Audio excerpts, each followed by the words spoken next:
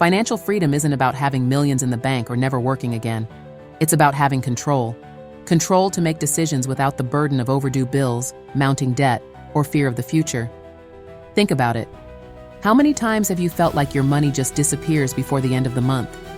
This is the reality for many women, and it's not for lack of effort, but for lack of clarity and strategy. Today, I want to speak directly to you, because financial freedom isn't a distant dream.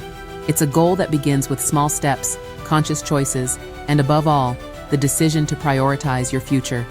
And to inspire you, we're going to dive into real stories of women who faced financial challenges and transformed their lives.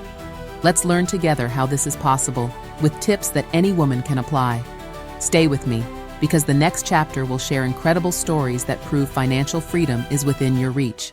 Financial freedom may seem like a distant dream, but nothing is more inspiring than real stories.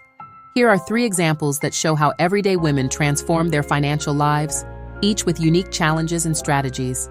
Let's start with Lisa, a 32-year-old single mom who worked 2 jobs to support her kids.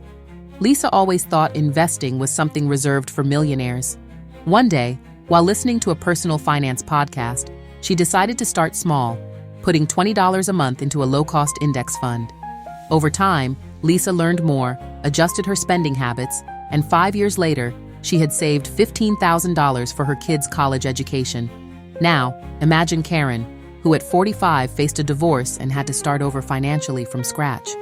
She had always relied on her husband to make financial decisions and suddenly found herself alone with $25,000 in credit card debt.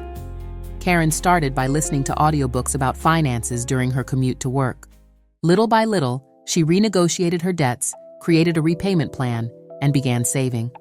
Today, Karen owns a small business and speaks about finances to help other women. And then there's Emily, a 27-year-old who decided to leave a stable corporate job to pursue her dream of opening a coffee shop. Before taking the leap, Emily spent 2 years saving aggressively, canceling unused subscriptions, cooking at home, and using public transportation. Her hard work paid off. Today, her coffee shop is a success, and she's built an emergency fund that gives her the peace of mind to grow even further. These stories are a powerful reminder. No matter your age, income, or current situation, financial freedom is an achievable goal. Each of these women started with one small step, and that's something you can do too. Starting is always the hardest part, but it's also the most important moment. Financial freedom doesn't happen overnight, and it doesn't have to be complicated. The key is to take the first step, even if it feels small.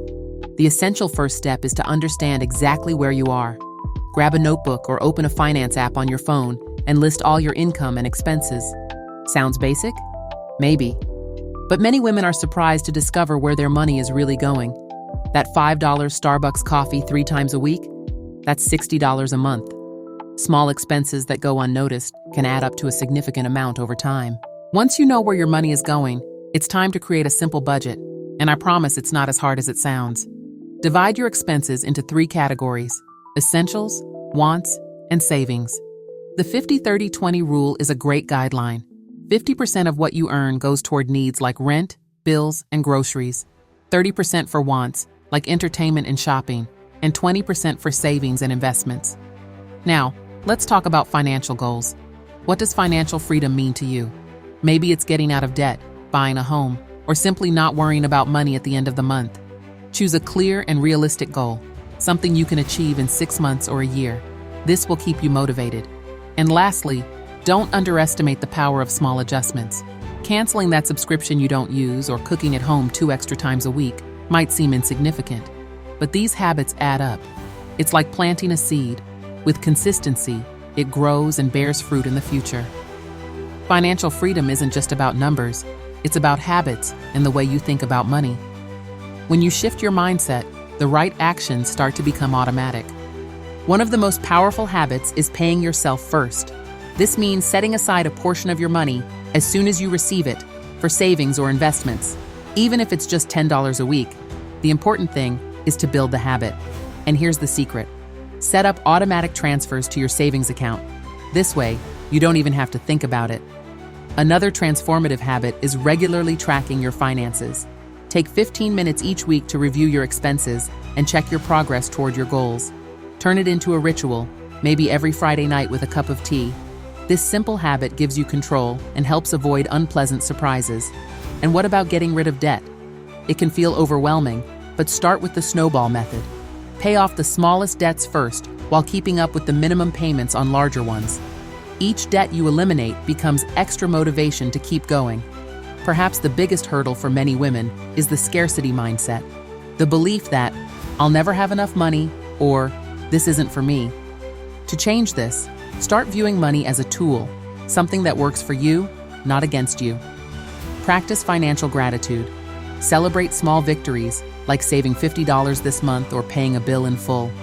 Finally, remember, you don't have to do this alone. Seek support, whether it's talking with a friend about finances, joining online groups, or finding a mentor.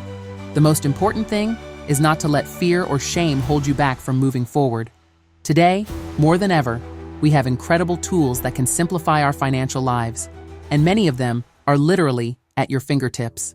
Let's explore some options that can help you organize, save, and even invest more efficiently. Starting with personal budgeting apps.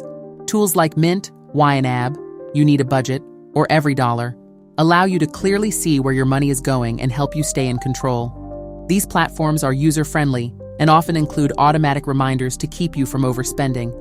If your goal is to pay off debt, apps like undebt.it are perfect. They help you plan and track payments, showing the impact of each decision. Watching your debt decrease over time can be incredibly motivating. Now, when it comes to saving and investing, services like Acorns, Stash, and Robinhood are making a difference for many women. Acorns, for instance, rounds up your purchases and invests the spare change automatically. It might seem small, but it can grow quickly over time.